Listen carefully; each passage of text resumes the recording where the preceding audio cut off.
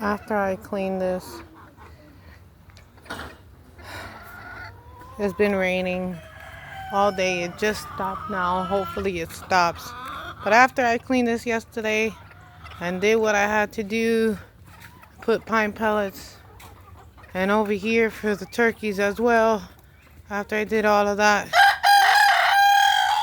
unfortunately it got so poured on that you don't barely see any pine pellets there. You can see, all you see is mud. Over here, the same thing. Ah. So now I gotta go back to Tractor Supply and get a whole lot more of pine pellets, and hopefully it stops raining and stock up on pine pellets, because with the rain, it's sad.